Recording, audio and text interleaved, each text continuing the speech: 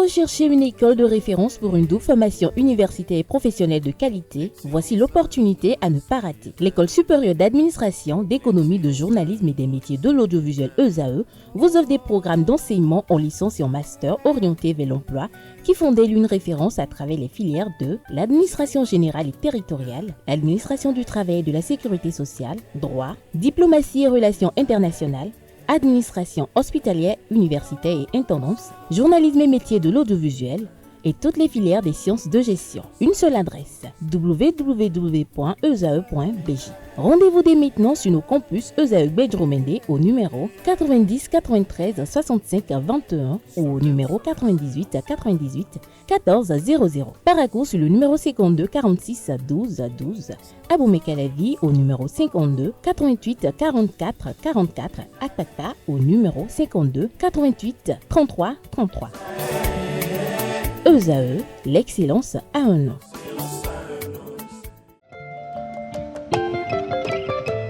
C'est un 16 novembre 1989 qu'elle a vu le jour. Il s'agit de Lucrèce Dégla, femme politique et écrivaine. Mère d'un petit garçon, elle a fait une série littéraire au cours secondaire Notre-Dame des Apôtres de Cotonou avant de suivre une formation universitaire en communication et action publicitaire. Licence à l'Université catholique d'Afrique de l'Ouest et en communication politique, elle a obtenu un master à l'Institut international de management. Dans son parcours professionnel, elle a été reporter puis rédactrice de presse dans les organes de presse La Nation, Océan FM, Dignité Féminine, Top Actu, en passant par la rédactrice en chef du mensuel gratuit béninois Ouaison Annonce. Assistante de chef de publicité à Kini et Ken Consulting Group de 2013 à 2014, elle a servi en tant que spécialiste de la communication à la cellule des relations publiques et du marketing du Fonds national pour le développement des activités de jeunesse, des sports et de loisirs de 2014 à 2016. En octobre 2016, elle crée son propre label, Jade Label, spécialisé dans la production des jus de fruits 100% nature et de commerce international. Elle a également milité pendant longtemps dans l'association Gouvernement des jeunes du Bénin. En politique, elle a décidé d'être militante du parti Mouel Bénin et c'est en cette qualité que nous la recevons ce dimanche. Chers internautes, chers téléspectateurs de Zaï Télévision, on vous présente notre invité de votre émission politiquement féminin de ce jour, Lucrèce Dégla.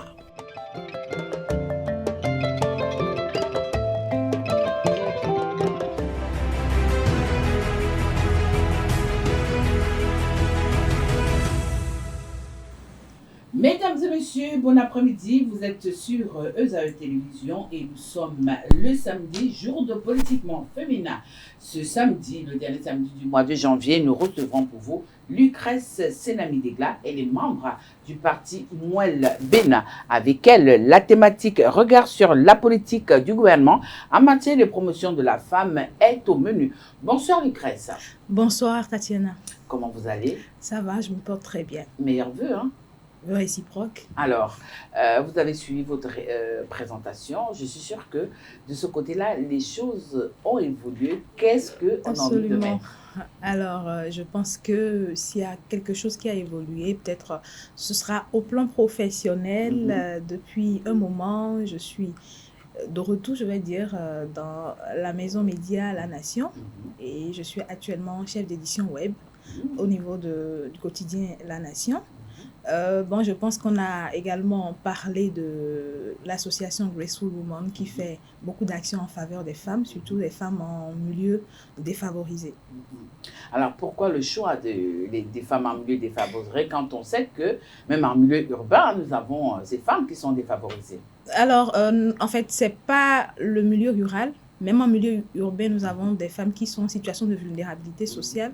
Donc, le choix n'est pas porté sur des femmes qui sont en milieu rural, mais beaucoup plus sur des femmes, que ce soit en milieu urbain qu'en milieu rural, des femmes qui vivent des situations un peu délicates, que ce soit des femmes qui n'ont pas d'activité économique ou des femmes qui se retrouvent, des jeunes filles notamment, qui se retrouvent déscolarisées parce qu'il y a eu peut-être un enfant en cours de chemin, ou qu'il y a eu peut-être des circonstances qui ont fait que les parents ne pouvaient plus leur permettre de continuer les études normalement. Alors, quand vous n'êtes pas quand même une nouvelle venue dans cette émission, Oui. l'entretien, et c'est avec vrai. moi, c'est vrai que nous avons rapidement démarré l'entretien tout à l'heure. Je vais quand même vous servir le premier repas 2025 de Politiquement Féminin. Alors, dites-moi un peu, si je vous demandais tout de suite, là, maintenant, de me définir la politique du gouvernement en matière de promotion de la femme en quelques mots. Alors, je pense que déjà, c'est la politique nationale de promotion du genre, mais qui prend beaucoup plus en compte la femme, puisqu'il s'agit aujourd'hui de réduire les inégalités qui sont constatées aussi bien au niveau des femmes en milieu rural qu'en milieu urbain. Et donc, les hommes ont pendant longtemps eu accès à des postes de décision, à des postes stratégiques. Et aujourd'hui, les femmes, elles se retrouvent en train de vouloir se mettre également dans la course. Qu'est-ce qu'il faut faire justement pour leur permettre de pouvoir se positionner? Et donc, le gouvernement a mis en place un certain nombre d'arsenals, de dispositifs pour que les femmes puissent facilement prendre donc ces postes-là. Et également, c'est permettre aux filles de revenir à l'école, permettre également à ce que les femmes et les filles aient accès à des soins de santé, à des dispositions sanitaires beaucoup plus souples. Également, permettre que les filles qui sont à l'école puissent avoir aussi des facilités financières, puisqu'il y a plusieurs projets que le gouvernement mène au travers du ministère des Affaires sociales et de la microfinance. Quand vous prenez le projet Cash plus Care, qui permet aux filles d'avoir, une pension alimentaire mensuelle. Et vous avez également les kits scolaires qui sont distribués à des milliers de filles sur tout l'étendue du territoire béninois pour permettre à ces filles-là de continuer à aller à l'école. Il y a également aussi des projets comme le projet Bessoker qui permet aux filles, qui permet en fait de pouvoir mettre en place des dispositifs pour que les filles soient, les femmes et les filles, puisque c'est d'elles qu'il s'agit, puissent être prises en compte dans des assurances santé, etc., etc. Il y a également le projet d'appui à l'épanouissement de la femme.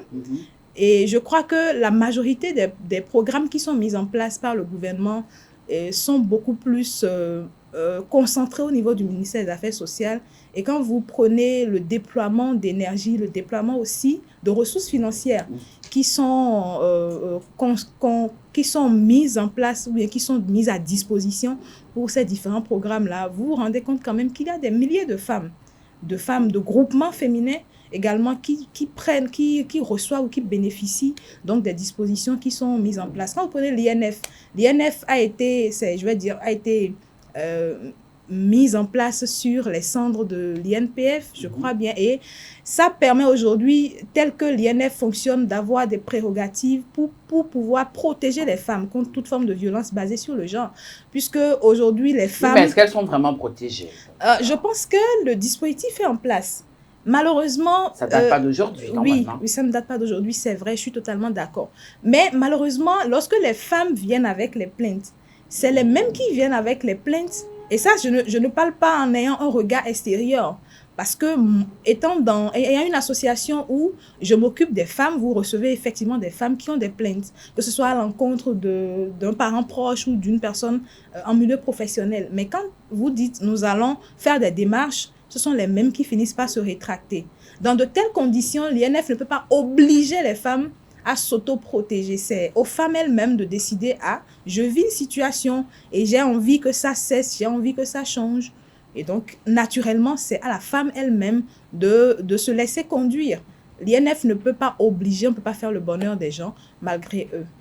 Alors justement, là tout de suite, vous êtes sur ce plateau en tant que femme et surtout en tant que femme politique. Dites-moi un peu quelle est l'appréciation que vous faites de la nomination de ces 3 femmes en tant que ministre conseiller, parce qu'on parle de la promotion de la femme là. Déjà, je trouve que c'est peu, parce que sur le nombre de ministres conseillers qu'il y a eu, 3, c'est vraiment minime.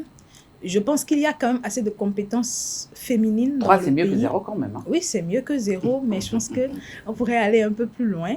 Et je pense qu'il y a assez de compétences féminines dans le pays. La question que je me pose généralement, c'est est-ce que ces compétences sont concertées? Est-ce qu'on fait appel vraiment à ces compétences? Est-ce qu'on leur demande de se mettre à disposition, ou simplement on décide de prendre des personnes juste par affinité ou beaucoup plus dans le cercle plus restreint. Je crois aujourd'hui que les femmes, au regard de la réalité du contexte socio-politique, devraient commencer, et ça c'est une note pour moi-même et pour toutes les femmes qui sont en politique, devraient commencer à se vendre davantage.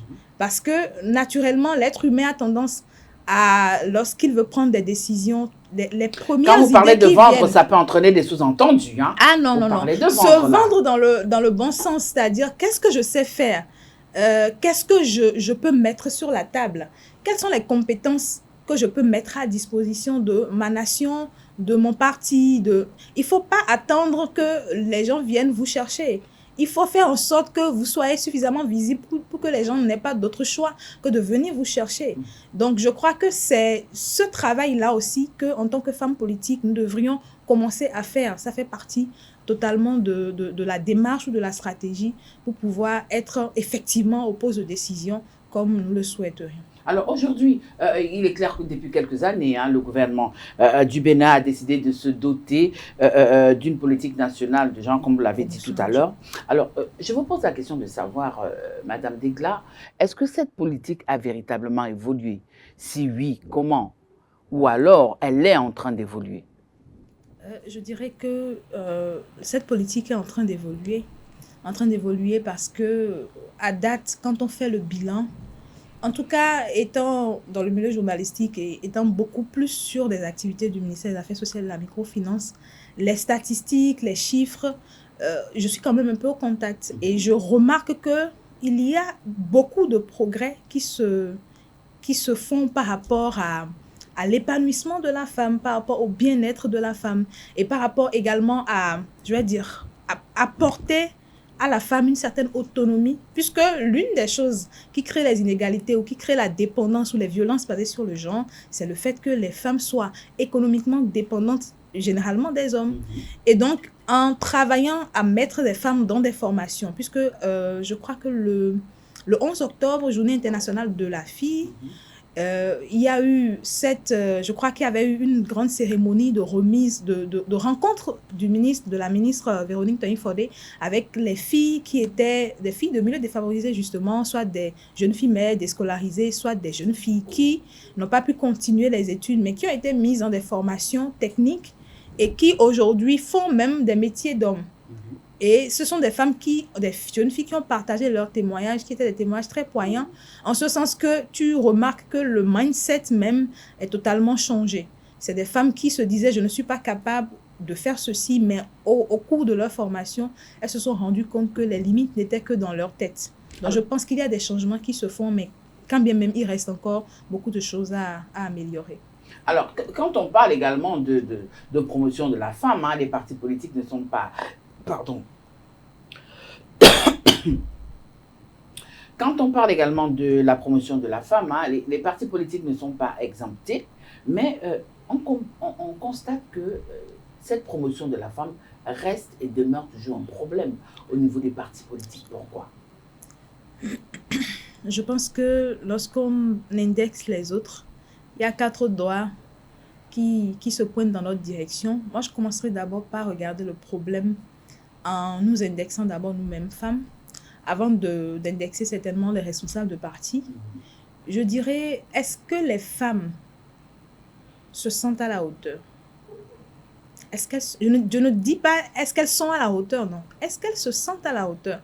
Parce qu'une chose est d'être à la hauteur et une chose est de ne pas savoir qu'on est à la hauteur. Et je crois que l'anglais dit « practice makes perfect ». C'est en pratiquant qu'on devient parfait.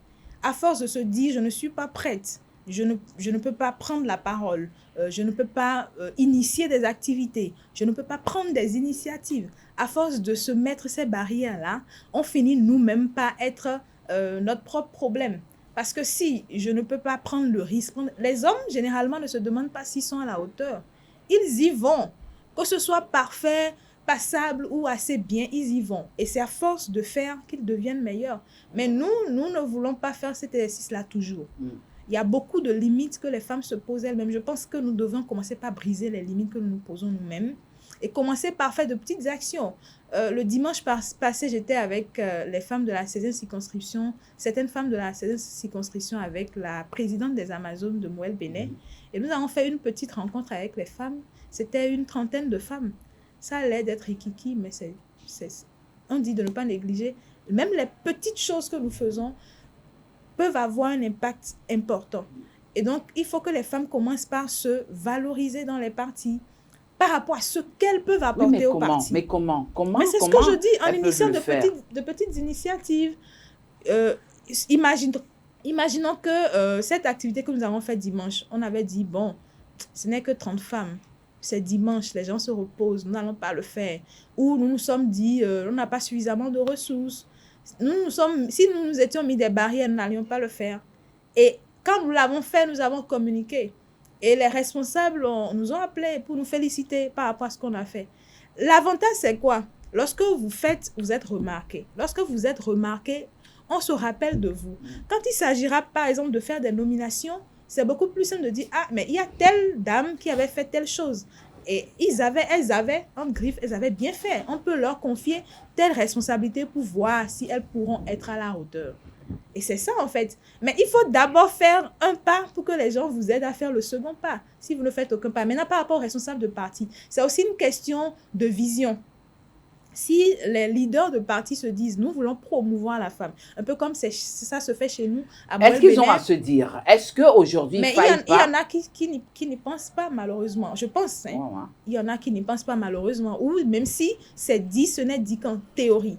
Mais dans la pratique, je crois que Mouel Bénin, vraiment dans la pratique, et ça, c'est pas de la théorie, et c'est pas parce que je suis à Mouel Bénin que je dis ça. Vous ne pouvez que prêcher pour votre paroisse, hein, donc. Mais naturellement. Nous ne sommes pas membres de Mouel Bénin, donc. Non, naturellement. On va juste prendre votre parole pour évangile. Évangile, ça c'est sûr. Je crois que la promotion des jeunes et des femmes est ce qui se fait de mieux à Mouel Bénin. Et moi, j'en suis un exemple vivant. Je dirais pas que je suis une vétérante de Mouel Bénin, mais Mouel Bénin, c'est d'abord la valorisation de la jeunesse, de la femme, mais à travers les compétences. Il ne faut pas simplement dire je suis militant, je suis militante, et comme je suis militante, je serai là tranquillement, les gens viendront me chercher. Non. Il faut mettre ces compétences à disposition du parti. Alors justement, quand on parle aussi de promotion, toujours de façon générale, cette promotion commence par l'élimination de certaines disparités entre hommes et femmes. Bon, et cette année 2025, c'était la barre qu'on s'est fixé que vraiment ces inégalités ne...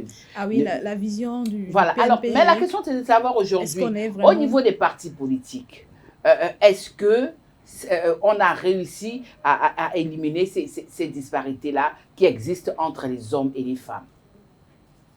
Dans la réalité, je ne dirais pas que c'est totalement vrai. Parce qu'il ne faut pas se voiler la face. Les disparités sont toujours là. Elles sont toujours présentes. Mais je crois fondamentalement qu'il y a eu des efforts qui ont été faits. Je ne dirais pas qu'il n'y a pas du tout eu d'efforts, qu'il n'y a rien qui n'a bougé. Mais on remarque que la vision dit d'ici 2025, pouvoir réduire ces inégalités-là. Mais je pense qu'au soir de 2025, on fera le bilan, qu'on se rendra compte qu'on a encore à faire. Ce n'est pas une prophétie, mais je pense que c'est ce qui va se passer. Et ça demande que les leaders de partis politiques, et même au niveau national, au niveau gouvernemental, que certaines dispositions soient renforcées. Oui, mais à ce niveau-là, est-ce qu'on a forcément besoin de recourir peut-être vers le Parlement, quand on sait que généralement au niveau des partis politiques, vous dites que non, nous, on fonctionne avec nos textes n'ont pas dit ça. Maintenant, est-ce qu'à votre sein même, ce n'est pas le moment d'insérer ça, soit dans votre règlement intérieur ou dans les statuts? Les statuts, on peut Pourquoi toujours au niveau des partis, vous attendez que le là vienne d'abord du haut? Non, moi je pense que Mouel Bénin n'a pas ce problème-là. Je continue de prêcher pour ma paroisse. C'est normal. Oui. Je pense que peut-être que d'autres partis ont ce problème-là, mais véritablement, Mouel Bénin n'a pas ce problème-là. En ce sens que même pour les dernières élections, vous avez vu, les listes qui ont été constituées il y avait les femmes et les jeunes. Et on avait le plus gros pourcentage de jeunes candidats sur toutes les listes. Enfin, c'est-à-dire que est-ce pour que chaque c'était parti... 50-50? Autant d'hommes, autant de femmes, ou alors il y avait 25 femmes pour 45 hommes?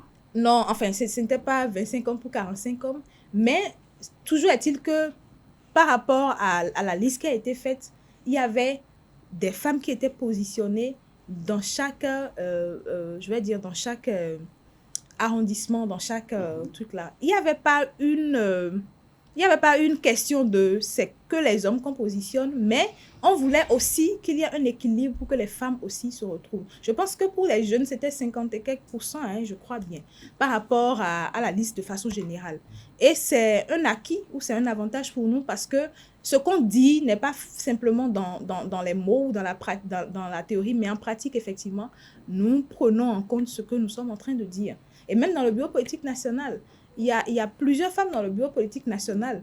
De mémoire, je ne peux pas vous dire exactement le chiffre, mais il y a plusieurs femmes dans le bureau politique national. Et ce n'est pas parce que il y a, je vais dire, un désert de compétences de femmes, non. Il y a plein de femmes chez nous qui sont compétentes, seulement que, comme je vous le disais, nous les femmes, nous avons un peu de difficultés compte tenu de notre éducation. Oui, mais vous-même, en tant que femme, au niveau de votre parti, Moued Bénin, quelles sont les actions que vous, qui avez déjà cette facilité-là de vous exprimer, cette facilité-là de faire des choses, qu'est-ce que vous faites pour celles-là qui sont encore à la traîne, qui ont du mal à prendre le train en marche? Naturellement, des formations. Je pense que par rapport à on a une école politique qui est une école censée être une école de formation pour permettre aux femmes, aussi bien aux femmes qu'aux hommes, hein, d'être aguerries et de pouvoir mieux se déployer sur le terrain politique. Et je crois qu'il y a plusieurs projets de formation, notamment pour les femmes, compte tenu de ces constats qui sont faits justement sur le terrain. Et bientôt, ces programmes ou ces formations seront mises en branle. Je pense que vous savez que mettre en place des dispositifs de formation, ça demande également de mettre en place des ressources, que ce soit humaines, matérielles et financières. Mais c'est des choses qui vont être faites avant même qu'on aille aux échéances prochaines. De 2026. Oui. Avant de parler rapidement de 2026, nous savons tous que la promotion de la femme passe par l'égalité des chances entre les garçons et les jeunes filles. Alors aujourd'hui, est-ce que c'est véritablement le cas? Quand on prend les jeunes filles, on prend les jeunes garçons, est-ce qu'on a l'impression que l'égalité est déjà parfaite? La matrice de la société, c'est la femme. Je dis souvent que si nous avons des hommes en griffe qui sont misogynes, des hommes qui dévalorisent les femmes, c'est à cause des femmes. Nous sommes responsables de ça, en grande partie, à 80% tout au moins. Parce que celles qui font l'éducation des garçons, des jeunes garçons, ce sont les femmes. C'est pas les papas qui éduquent les enfants, c'est d'abord les mamans. Et je crois que fondamentalement, pour pouvoir changer les choses, il faut d'abord travailler sur la femme ou la mère pour que l'éducation des enfants, ça se répercute sur l'éducation des enfants. Si l'enfant, garçon, ne se retrouve pas dans une posture où il se dit « Tiens, la fille qui est en face de moi, nous avons les mêmes droits. Je dois la respecter autant que je demande qu'on me respecte. Je dois lui donner de la considération autant que je me considère. » Et qu'à la table des décisions, je dois pouvoir lui permettre de s'exprimer autant que je m'exprime, il y a déjà un problème. Si le petit garçon n'a pas été éduqué à pouvoir faire autant les tâches ménagères qu'à faire des tâches dites d'hommes, et que vice-versa, la fille aussi n'a pas appris cela, il y aura toujours ces disparités parce que ce n'est pas à l'âge adulte qu'on commence à se formater. Le mindset se formate déjà depuis que nous sommes tout petits, dans le cercle familial et après à l'école, après en société et dans le milieu professionnel. Donc c'est vraiment à la base qu'il faut gérer le problème là. Aujourd'hui, si on veut que cette disparité cesse, il faut régler le problème à la source et non régler les effets du problème. Aujourd'hui, lorsque on regarde un peu le gouvernement du président Patrice Talon depuis 2016, dites-moi un peu quelles sont les actions, selon la femme politique que vous êtes, des actions qui ont été menées par le gouvernement pour vraiment promouvoir la femme. Promouvoir la femme ou la femme politique? La femme de façon générale et ensuite on parlera de la femme politique. Ok. Alors je pense que tantôt j'avais quand même eu à citer quelques actions, notamment le programme d'appui à l'épanouissement de la femme, PAEF, il y a aussi le PAEG, il y a le projet Cash Care Plus, il y a Cash Plus Care, pardon, il y a le projet Gbesoke, il y a beaucoup de projets qui sont mises il y a les CIPEC qui sont mises en place également pour accompagner les femmes qui sont victimes de violences basées sur le genre.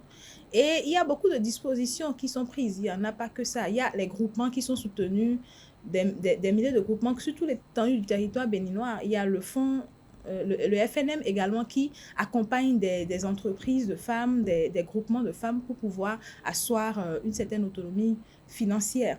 Et donc, je pense qu'il y a autant d'actions qui se font. Je ne vais pas finir de les citer certainement ici. Alors par rapport à la femme politique, qu'est-ce qu'il fait à ce niveau-là? Est-ce que vous avez comme l'impression que les femmes politiques, comme on dit, qui mouillent véritablement le maillot, sont véritablement récompensées? Ou alors, on demande au chef de parti de choisir, tout simplement. Ça rejoint le point que je défendais tantôt. Je pense que le chef de parti, certainement, va vendre. Mais qui va-t-il vendre? Est-ce que c'est une personne qui est inconnue au bataillon ou qui, effectivement, se démerde ou se décarcasse? Parce que, quand bien même, on dit généralement qu'il y a des promotions, canapés, machin, tout ça. Je dis une chose. On dit. Oui, quand même on dit. Oui, il y en a, je ne dirais pas le contraire. Mais le problème, c'est ceci. Quand bien même il y a ce genre de promotion, je suis convaincue, je suis totalement sûre à 100% qu'il y a également des promotions qui sont totalement méritées. C'est-à-dire que c'est tellement évident de tous que la personne qu'on veut promouvoir, cette personne a les compétences et se retrouverait à la bonne place si on la mettait là, que le chef de parti, même s'il met tout ce qu'il veut mettre, est obligé de mettre cette personne-là. Le problème aujourd'hui, c'est que nous avons tellement mis dans notre tête que les femmes qui viennent en politique ne sont promues que par les promotions canapés, que même les femmes elles savent très bien qu'elle est compétente, elle se dit non, j'ai pas de chance, c'est pas la peine que je me fatigue. Vous voulez dire qu'elles partent déjà défaitistes, c'est ça? C'est ça. Il faut que ce mindset-là change, mais complètement. Parce qu'on ne peut pas vouloir une chose et vouloir en même temps son contraire. C'est comme on va au concours et on se dit, ce n'est que les gens qui connaissent quelqu'un qui seront finalement admis. Non.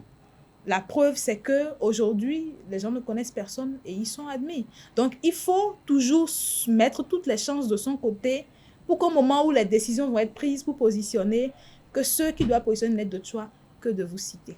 Alors, vous avez parlé tout à l'heure des échéances à venir. Hein. Oui. Vous, la femme politique que vous êtes, comment envisagez déjà, qu'est-ce que ces échéances de 2026 représentent pour vous en tant que femme, tout simple, en tant que femme politique, membre du parti Moël Bénin?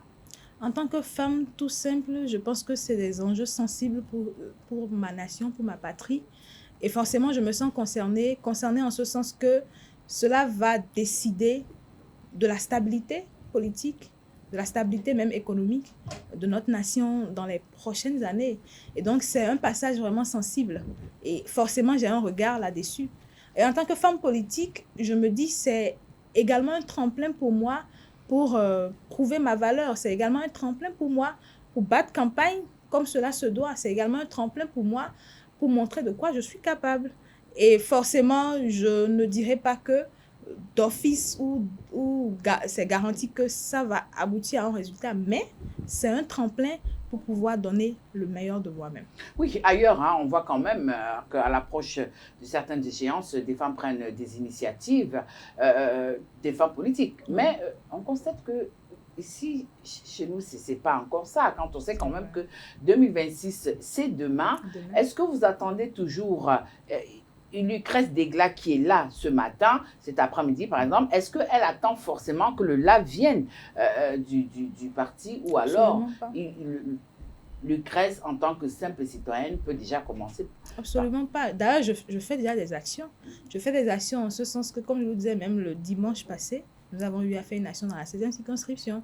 On n'attend pas d'abord que le go vienne du haut avant de commencer parce qu'on est conscient. C'est la citoyenne qui a fait l'action ou alors la militante? C'est la femme politique, la militante. C'est la militante. Puisque c'était dans le contexte de Moël Bénin. Ben là, maintenant, je demande à la citoyenne. Alors, la citoyenne, je fais des actions. Généralement, dans mon quartier, le mois de mars, c'est un mois pour réunir les femmes, pour parler santé, pour parler bien-être. Et je sais qu'il y a une chose qu'elle réclame souvent, c'est de parler également autonomie financière. Et cette autonomisation financière, pour en parler, il faut des ressources. C'est-à-dire que même si je viens du matin au matin faire de la théorie pour dire, pour être autonome économiquement, financièrement, il faut ceci, cela, il faut des ressources pour pouvoir accompagner ces femmes-là à mettre en place peut-être des AGR, à mettre en place de petits groupements dans le quartier. Mais dans mon quartier, je le fais. Même si c'est une fois par an, je le fais. Donc, ce n'est pas nouveau. Ce n'est pas d'abord la femme politique qui le fait, mais c'est d'abord celle qui est militante sociale qui le fait. Et ça, j'ai commencé depuis longtemps, depuis 2019. Donc, ce n'est pas en allant en politique que j'ai commencé. Non, alors, en 2026, quelle pourrait être la contribution des femmes politiques pour la réussite de toutes les joutes électorales que notre pays va connaître? Non, je pense que les femmes ont toujours un rôle très capital. Même si, généralement, elles ne sont pas mises au devant de la scène, vous allez remarquer que celles qui mobilisent le plus, c'est les femmes. Celles qui mettent le plus le boucan, c'est les femmes. Je ne vous dis pas de mettre le boucan, mais qu'est-ce que vous proposez? Comment vous comptez? Comment est-ce que la femme politique compte la jouer? Précisément dans il ne faut pas claquer les mains. On veut savoir au niveau de l'intellect. Ok, voilà, la question est plus précise là, ça me permet de savoir. Au niveau de l'intellect, je pense que là, c'est une question de beaucoup plus de stratégie. Quelle stratégie mettre en place pour permettre à son parti ou à sa coalition de pouvoir aller et réussir? Je crois que ça, c'est beaucoup plus interne. Et ce n'est pas des choses forcément que, voilà, on va venir. Justement, on ne veut pas que ce soit interne. Non, on ne veut pas que ce soit interne. Mais si. La citoyenne Jeannette... On ne dévoile pas sa stratégie de guerre. La citoyenne Jeannette, la citoyenne Annette, la citoyenne Pauline, je ne sais pas. Même si elle est dans un cadre politique, on a vu sur d'autres lieux prendre quand même certaines initiatives qui n'ont rien à voir, par exemple, avec la directrice du parti, le genre que les élections de 2026 soient que inviter les citoyens le moment venu à se retrouver sur des listes et tout. Mais ici, chez nous, c'est vrai que nous sommes à un an, nous sommes à quelques mois, comme je l'ai dit, mais on ne sent pas encore ça. Quand on sait quand même que la campagne va démarrer bientôt. Voilà. Alors, je pense que comme on le fait déjà, les sensibilisations, les formations. Et ça, c'est vraiment au niveau, à la base. C'est pas d'abord venir sur des plateaux, c'est pas d'abord aller dans des médias, c'est aller à la base, aller vers les populations, parler avec les populations, sensibiliser les populations sur c'est quoi la citoyenneté, le droit de vote, pourquoi il faut voter, pourquoi il est important de voter. Et surtout, emmener les gens à comprendre qu'ils ne sont pas forcément obligés d'aimer la tête d'un ou d'un autre responsable ou gouvernant avant. C'est l'amour de la patrie qui d'abord nous emmène à faire ce que nous faisons. Et donc, sensibiliser, emmener les gens à pouvoir réellement se sentir concernés. Parce que malheureusement, aujourd'hui, beaucoup de jeunes ne sont plus intéressés par tout ce qui est politique dans le pays et parce qu'ils se disent que bon, les gouvernants nous ont toujours menti, nous ont toujours dupés, etc. Ils ne sont pas intéressés. Mais comment faire pour que l'amour de la patrie prime et que ce qui est de leur droit ou de leur devoir, ils aillent le faire au moment opportun. Tout ça aussi, c'est des actions qui peuvent être menées à la base. Alors, fin de l'entretien avec moi, Lucrèce. Je vous ai promis tout à l'heure que vous aurez le thé de la reine. Ceux qui sont chargés d'apporter le thé sont déjà là. Il s'agit de Billy et de Carles.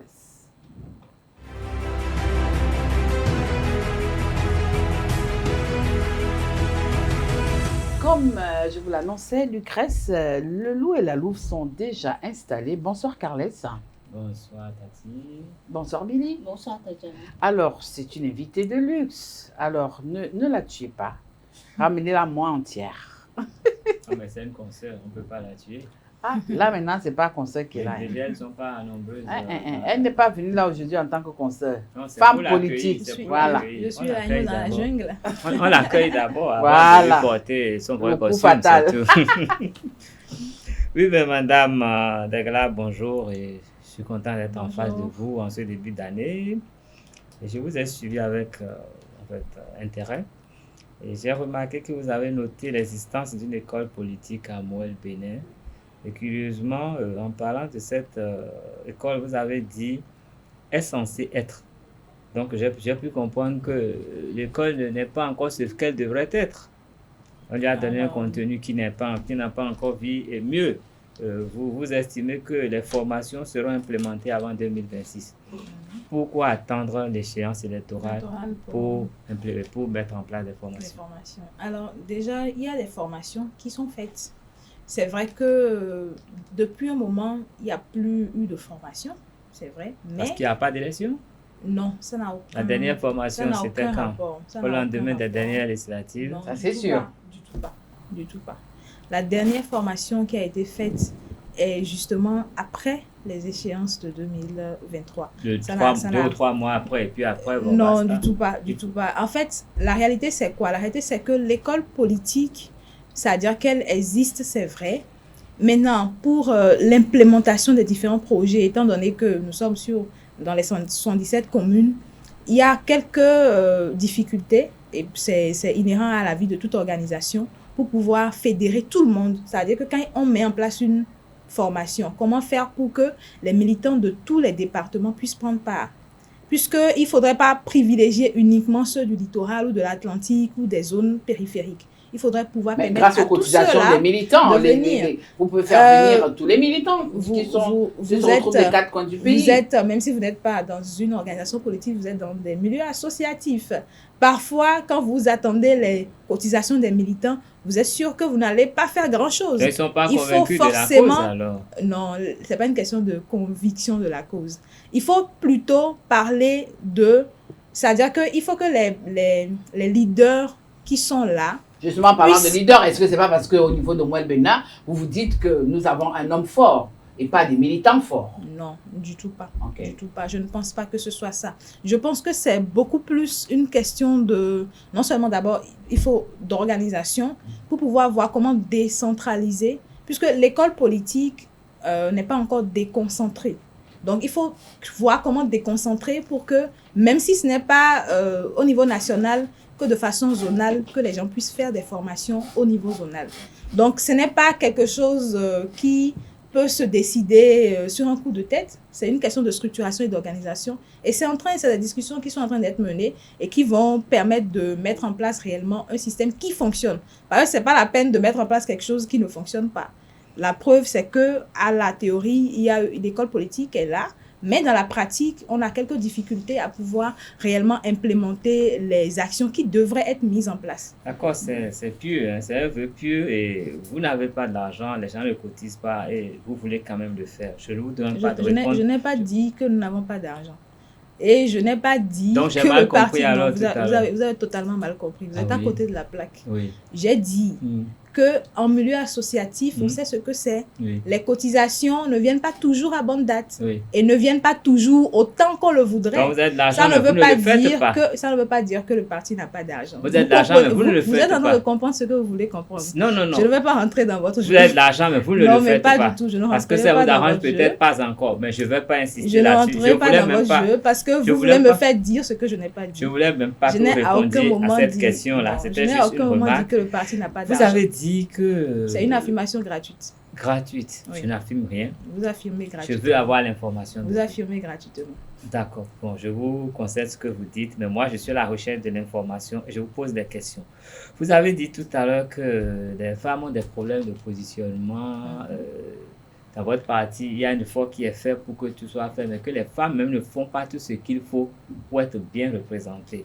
Vous avez estimé que c'est une question d'ordre culturel. Et moi, je me souviens qu'il y a une dame dans ce pays qui n'a pas été à l'école pratiquement et qui a été élue députée, mais c'est une femme du marché. Elles sont nombreuses. J'ai dit une femme du marché dont on ne cite pas souvent le nom, Madame Chaudaton, qui n'a eu besoin de personne pour se ici. Elle n'a pas fait des rassemblements, mais elle a pu en fait, poser juste des actes dans son parti sans faire des rassemblements. Qu'est-ce qui empêche, vous les femmes d'aujourd'hui, de faire comme elle pour y aller simplement? Vous avez parlé d'une femme du marché. Oui. Elle n'était pas la seule. Je n'ai pris qu'elle comme exemple. Ok, vous avez pris elle comme exemple. Elle était une femme du marché, vous avez dit. Vous savez ce qu'on appelle le marché? Le marché, c'est l'endroit du plus grand rassemblement au monde, en tout cas dans ce Bénin. Le marché, c'est l'endroit où vous pouvez rencontrer tout type d'individus, d'hommes, de femmes, d'enfants, de différentes catégories socio-professionnelles. le fait de dire qu'il y a une femme du marché, pour moi, vous êtes en train de la réduire, c'est réducteur. Parce que pour moi, être une femme du marché, c'est même un atout, un très grand atout pour elle. Non seulement, elle est dans un milieu où elle peut toucher beaucoup de monde. Deuxièmement, elle est dans un milieu où elle peut se faire beaucoup d'argent. Et donc, c'est une femme qui est économiquement autonome. Donc, ça n'a aucun rapport avec les compétences intellectuelles. Quand je parle de compétences, je ne parle pas de compétences intellectuelles d'abord. Je parle de compétences relationnelles, par exemple. Je parle de soft skills. Je parle de la capacité à pouvoir drainer du monde, même en ayant l'air de ne rien faire du tout. C'est ça, en fait. Quelle est l'influence ou l'impact que la personne a? Vous n'allez pas me dire que Madame Chaudaton n'a aucune influence. On connaît la famille Chaudaton. Ce n'est pas parce que vous ne l'avez pas vue venir qu'elle ne venait pas. Et dire que les femmes... Moi, quand je dis... Je n'ai pas parlé de problème de positionnement. J'ai parlé de problème de briser certaines limites. Qu'on nous dise... Non, mais ça vient à point, parce que la plupart des femmes sont au marché. Les femmes sont plus nombreuses au marché. Et pourquoi ça ne se fait pas? Oui, alors qu'il y en a qui peuvent rester dans ce milieu et réussir à rivaliser avec les hommes sans problème. C'est comme si vous contredisez un peu. Parce que vous avez dit que les femmes sont nombreuses. Je ne fais pas d'affirmation. Je veux comprendre à partir de vous ce que vous avez expliqué. Justement, et c'est ce que je vous dis. Qui m'a semblé incompréhensible. C'est pas incompréhensible. Ce que je dis, si vous faites un effort, vous allez me comprendre. Parce que je suis en train de dire quoi? Je dis que les femmes, bien qu'elles ont la volonté de vouloir aller en politique et qu'elles sont en politique, il y a certaines barrières ou limites qui sont beaucoup plus mentales qu'il faut briser. Et cela demande un effort personnel. Ce n'est pas au chef de parti de venir te sortir de chez toi pour dire, par exemple, je donne un exemple, peut-être que hier quand Tatiana m'a appelé pour dire, j'ai besoin de toi sur ce plateau, aujourd'hui viens. Si j'avais commencé par dire non, je ne peux pas, c'est seulement moins de 24 heures, je n'ai pas pu me préparer. En fait, c'est pas un chef de parti de m'auto-déterminer, c'est à moi de m'auto-déterminer. Le débat est dans ce contexte, pas dans le contexte de la capacité financière ou de la capacité de mobilisation d'abord. C'est d'abord la capacité à s'auto-déterminer pour dire je veux le faire et je vais le faire. Même si je ne suis pas sûre d'être à 100% aguerrie, j'y vais quand même. Et après, voilà, un pas, en posant un pas et l'autre, et après, c'est comme ça que je me trace le chemin. Madame Degla, je vous souhaite une bonne et heureuse année. Merci beaucoup. On parle dans cette émission de regard sur la politique du gouvernement en matière de la promotion de la femme. Et moi, j'aimerais vous demander, quand on parle de promotion de la femme, selon vous, est-ce qu'on respecte dans la pratique les mécanismes institutionnels de la promotion de la femme? Dans la pratique? Dans la pratique. Est-ce que dans la pratique, les mécanismes institutionnels sont respectés dans la promotion de la femme? Dans quelle sphère? De façon générale? En général. Ou en politique? En général. En politique et aussi en général. Je pense que les mécanismes qui sont mis en place sont respectés. Je vais me répéter. Par exemple, quand je prends le côté protection des femmes contre les violences basées sur le genre. Moi, je suis avec les femmes. Vous allez remarquer que les femmes ont des problèmes. Quand elles viennent vous voir, je crois qu'il y a beaucoup plus de besoin d'écoute et de conseils. Mais elles ne veulent pas passer à l'action vraiment qui les protège. Je prends un exemple. J'ai mon mari. Et ça, c'est un cas que je cite, que je connais. Qui me tape souvent, qui n'est pas souvent là, qui me laisse avec les enfants. C'est le strict minimum. Et dans cette relation, je suis carrément, c'est-à-dire que je suis en insécurité totale. Je me plains souvent. Quand vient un coup et puis on me tabasse, je me plains. Mais je ne veux pas poser date. On te dit, ok, vas-y, va porter plainte pour qu'on puisse quand même t'aider à régler le problème. S'il y a des mesures à prendre et tout, je ne veux pas le faire. Là, je ne veux pas me séparer de mon mari. Je ne veux pas qu'il ait de problème. Parce qu'il faut savoir ce qu'on veut dans la vie. Est-ce que votre bien-être est votre priorité ou c'est votre mariage qui est votre priorité? Ça, c'est une question. L'autre chose, il y a des femmes carrément qui disent, avec toutes les preuves de violence physique, même pas verbale, qui disent, laissez mon mari en paix. Je ne veux pas que vous lui créez de problèmes. Vous voulez que les institutions, quand même les mécanismes fonctionnent, obligent les femmes à se protéger, non?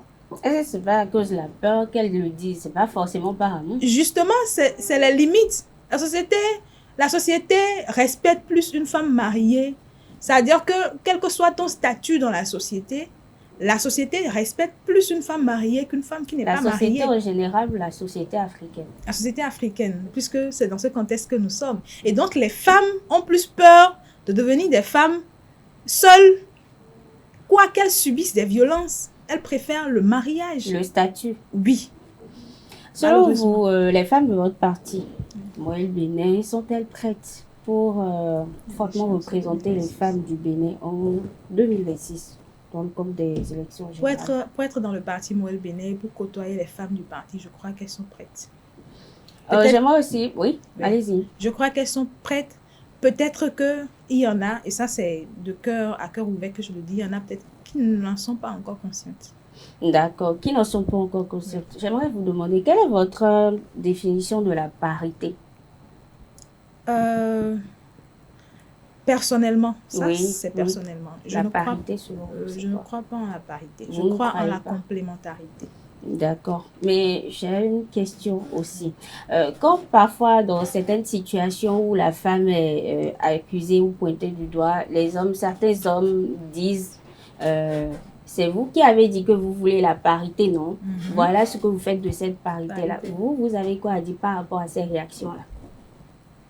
Je pense que de toutes les manières, lorsque vous décidez de vous mettre au devant de la scène, il faut être prêt à ce que les gens vous jettent des choses déçues. Vous ne pouvez pas vouloir être au devant de la scène et refuser d'être hué. Ça peut arriver que les gens vous huent. Est-ce que c'est pour autant que vous descendez de la scène? C'est pas pour autant.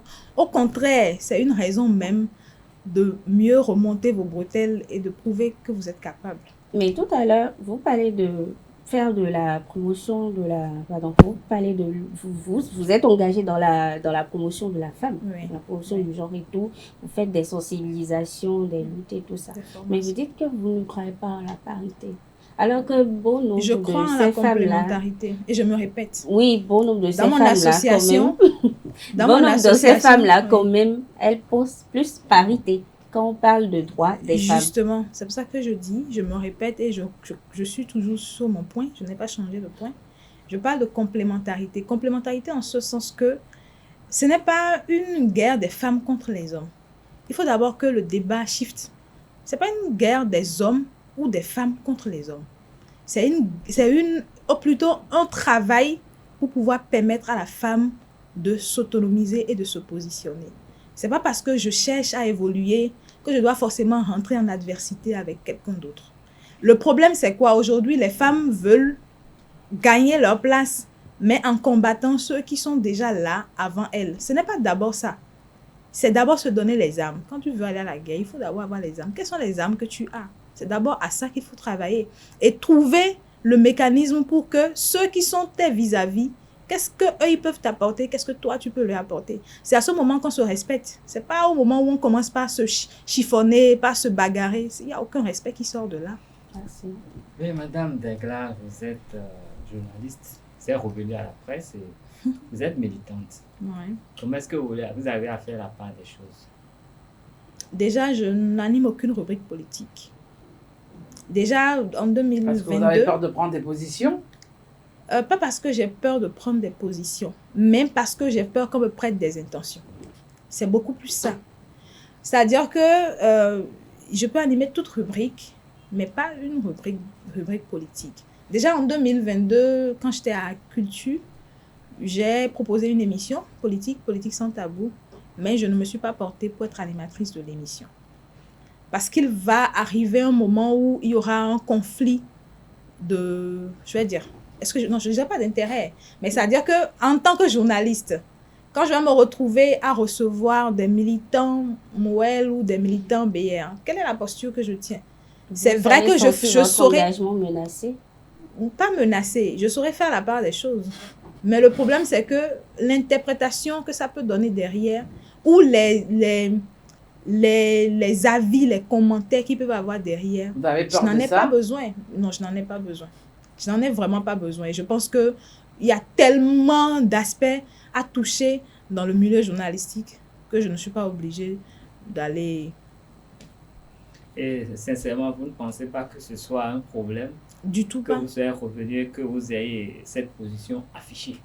Parce que Du même tout si pas. vous parlez culture, il y a de la politique. Hein. Oui. Vous parlez santé, il y a de la politique. Oui, il y a de la politique, mais la neutralité est beaucoup plus de mise dans ces Est-ce que aspects-là. ce n'est pas une fuite en avant, Madame Pas Degla? du tout, c'est pas une fuite en avant. Du tout pas.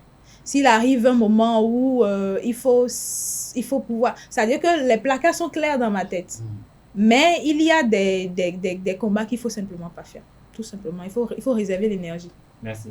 Alors, avant de mettre la clé sur le paillasson, dans votre présentation, cet après-midi, nous avons également dit que vous êtes écrivaine. Alors, à quand la prochaine cuvée que va nous proposer Cette année.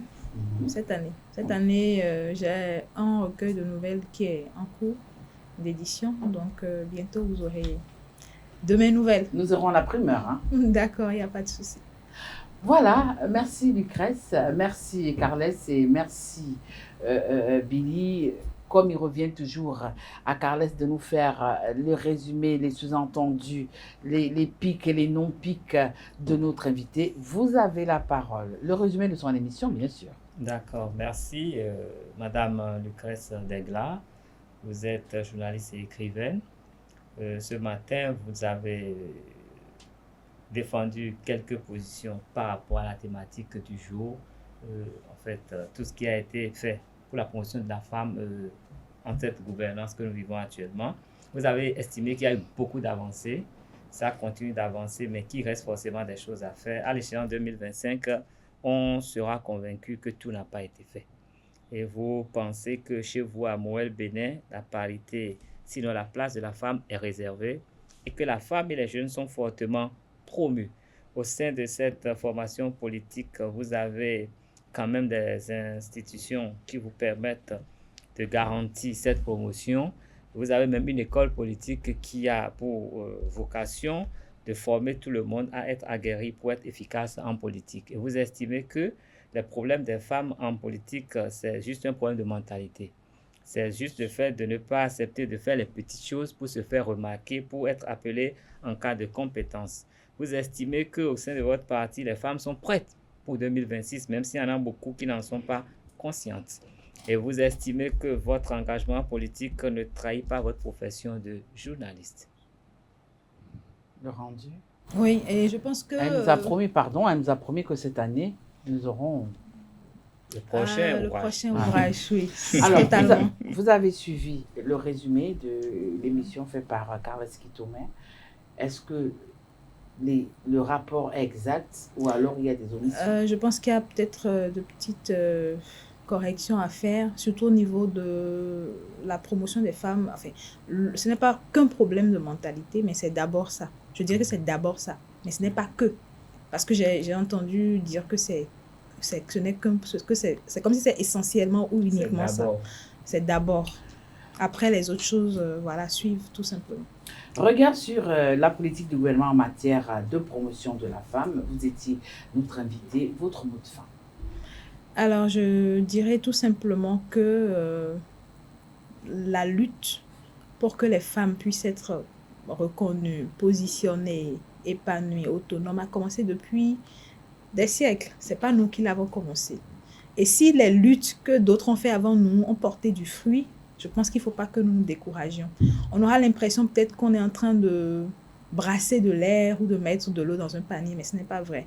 À la fin de la journée, on se rendra compte qu'on n'a pas parlé pour rien et qu'on ne s'est pas agité pour rien. Il y aura forcément au bout du rouleau un résultat positif.